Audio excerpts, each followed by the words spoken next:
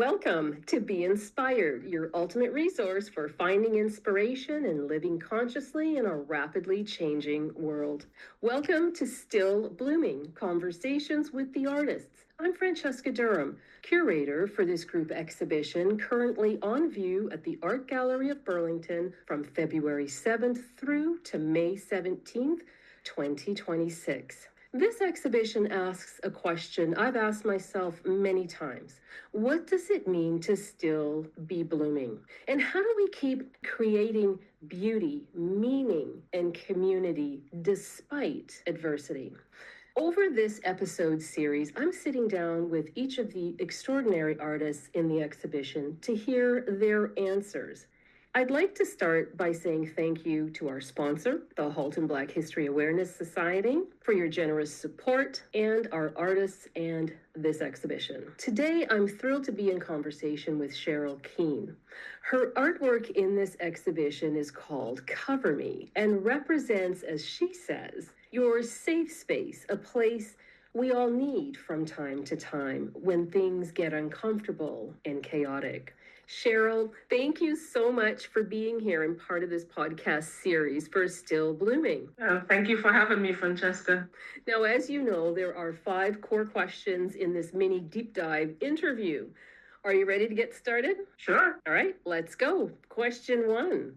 What does the phrase still blooming mean to you personally, and how does your work in this exhibition embody that idea? So the word still qualifies the word blooming in my mind. Okay. So to me, it means that something or someone is growing, thriving, developing to their full potential despite something, despite an obstacle or a setback. You know, like you would say, oh, this plant is still producing flowers despite of the cold. Right. So my work is called Cover Me, and it's saying when growth gets difficult, you can find a place to retreat and take a step back, even while you're still growing, because this place that Cover Me is referencing is not really a passive space. It's a space that is supporting your survival and your persistence. So that's what still blooming means to me, and that's how the work fits into that concept. How it embodies the idea of still blooming. Okay. And our second question is more about the creative process. Can you walk us through the creation of your piece? What inspired it? And were there any surprising moments or challenges in bringing it to life? The specific piece, Cover Me. So, as you know, Francesca, when we are creating works, the processes can be very dynamic. Mm-hmm. Right? The artwork can take you where it wants to go and not necessarily where you had planned to go with it. So your perspectives can shift. But in my mind, I see 2 different ways of an artwork coming to life. It can come to life during the creation process, but it can also come to life after you've created the piece because of experiences or perspectives that others bring to it. That's a way of bringing it to life. And it all comes to life differently in my mind after it's created. And a lot of the surprises for this piece actually happened after it was created. Maybe I shouldn't say surprise, but discovery. Okay. Can you give me an example of what you mean? Yeah. I would say some of the things that I see. Okay, so first off, I created this piece as a continuation of my theme on growth, change, and transformation. And I just wanted to say at the time of creating it that when growth gets difficult, you can take a step back, you can go to a safe space where you feel supported. But after spending time with the artwork, I realized that it's saying other things. Like it's a kind of challenge to the status quo that says you always have to be working, producing, grinding, sometimes to the point of exhaustion. So it's challenging it and saying that, well, I don't have to. It's also a place where you're protected, but you are also regenerating. It's a place where you are nurtured. It's a place where you are attentive to yourself. Oh, I So like these are that. some of Attentive to yourself. That's great.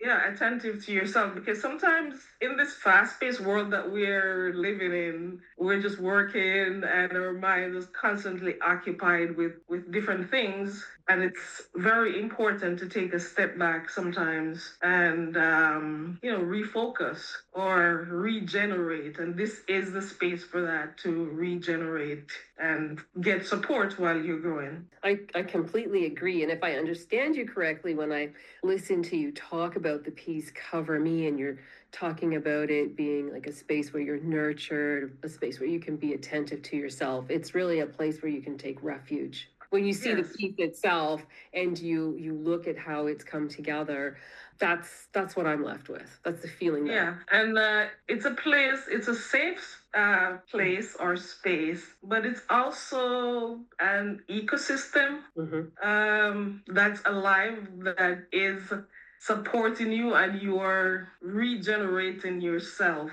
so to speak. So it's a place of peace, it's a place of refuge, but it's not necessarily a passive space. perhaps a space to rejuvenate oneself. Right. Right? It's a place for rejuvenation. Yes. So let's talk about botanical imagery then as language. This exhibition explores how flowers and botanical forms can be languages of survival, memory, and resistance. What are your botanical forms saying? What story are they telling? When you hear the word resistance and survival, sometimes it sounds like loud and boisterous things. My work is saying that they don't have to be. You can revolt in silent strength. Resistance and survival are very adaptive, and so they can be quiet. In terms of memories, plants carry memories in their cycles, and they use that memory to adapt their growth, right?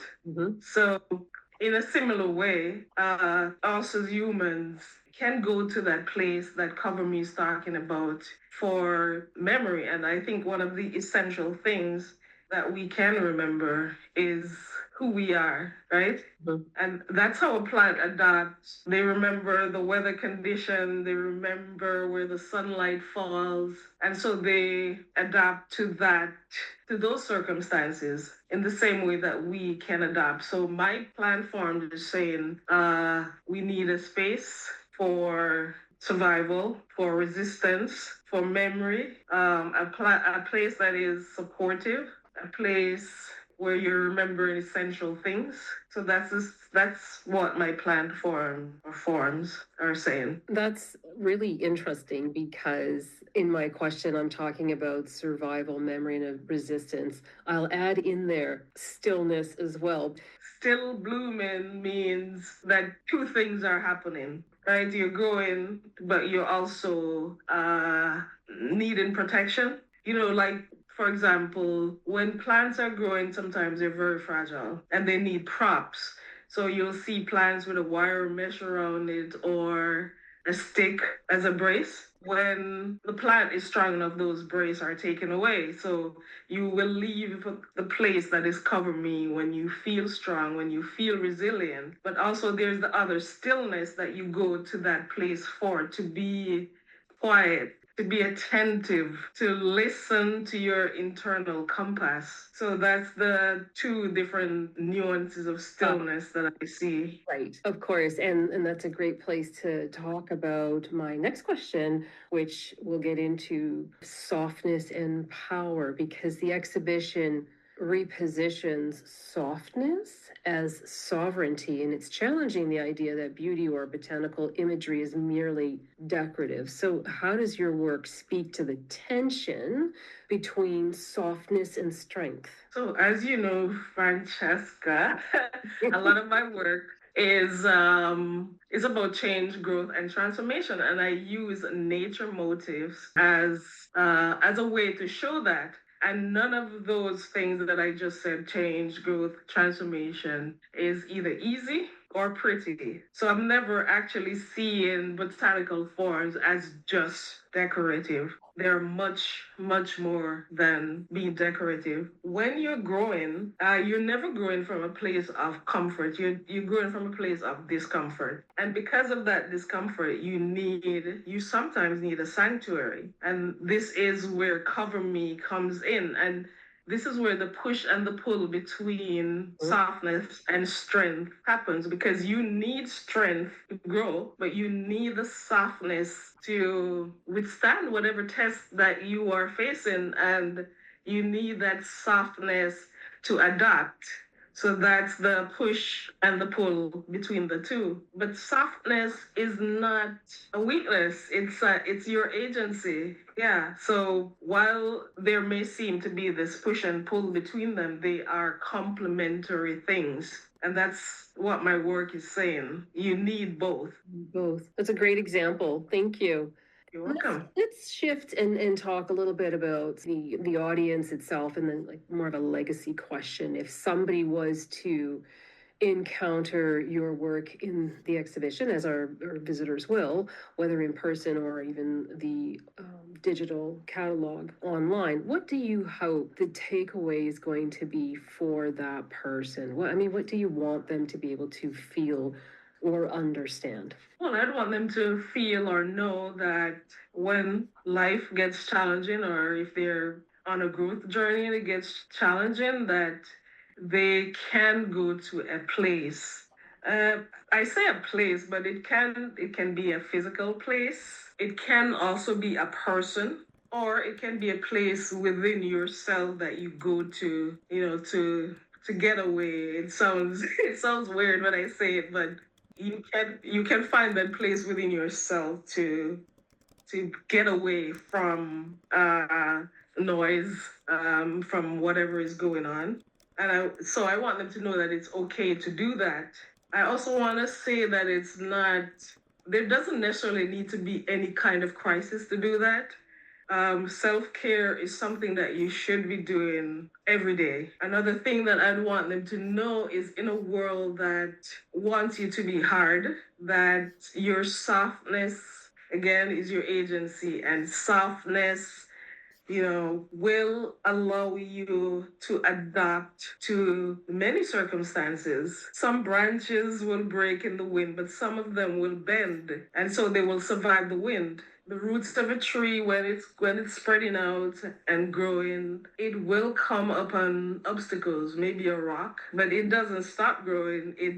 It grows under or around, right? And it doesn't necessarily keep butting up against the rock, because it knows that this is an obstacle and I can't get through here, so I have to take a different route. So softness is like that. Softness is listening to your internal compass. And your internal compass might be saying to you that you do not have to be turned on all the time. And there are different ways of getting to where you need to go. So if they can identify with the work in that way, like if they had a challenge that they had to provide nurturing and tenderness to themselves, and they can identify that in the artwork, I think that would be a fantastic thing. And, Sheryl, I feel like I should be thanking you for this counseling session. I feel so much better after having this conversation. I think it's absolutely beautiful, the examples that you've given. But I really like hearing you say softness is your agency. When you're talking about that push and pull, and that, you, in order to grow, you're going to be using your strength to come through that. And as you say, when life gets tough, that people have places that are, whether physical or, a person that they can go to, or within oneself, to take cover, to go for that rejuvenation or take that refuge. So some great examples there. And I am going to try to squeeze in this one last question, because I think we have time for it. Oh, I also want to squeeze in one last thing about softness. Softness can be a way for you to be defiant. Yes. To whatever is going on. Like, yeah, I'm not going to be this hard person. I'm going to be tender. I'm going to be soft. So that's another way to revolt. It works both ways. Yes. And thank you for sharing that.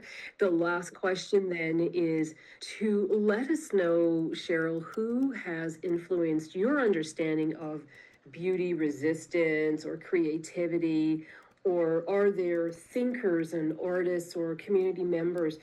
Who are the people that have shaped you and your work? Wow, that's that would be all of the above, but I'll just I'll just stick to short one answer. because we have a short time.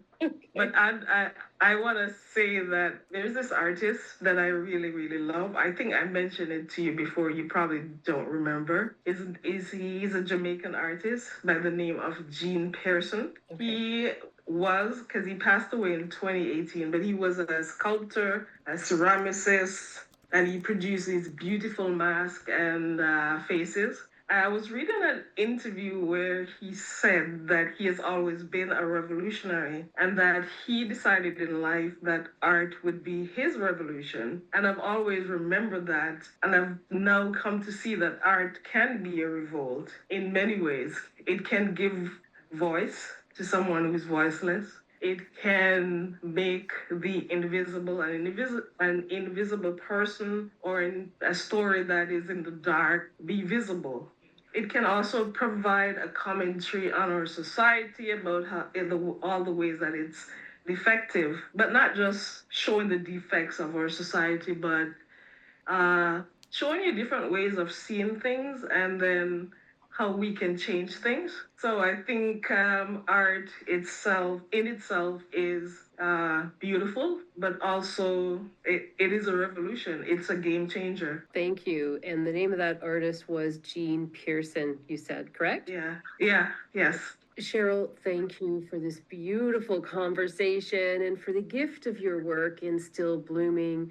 If you can tell our listeners, where is the best place we can find you on social media? Oh, well, you can find me at, I think the best place would be SherylKeen.com. Okay. Yeah. And thank you very much as well, Francesca, for this beautiful conversation. Oh, you're so welcome. It is such a pleasure, and always for me, learning something more about the work that you're doing. And for everybody listening, you can see Sheryl's work and the full exhibition, including all 9 artists, at the Art Gallery of Burlington from February 7th through to May 17th, 2026. And we also have a digital catalog with the complete curatorial statement, artwork images, and more at francescadurham.com. Just visit the artist exhibition menu button. And if you're a curator, gallery owner, or arts organization interested in community engaged exhibitions, I encourage you to visit my website, francescadurham.com, to learn more about my curatorial practice. Thank you again for tuning in. The next episode, I'll be speaking with Kristen Alacock about her work in the exhibition called Yin and Yang, a Love Rooted in Balance.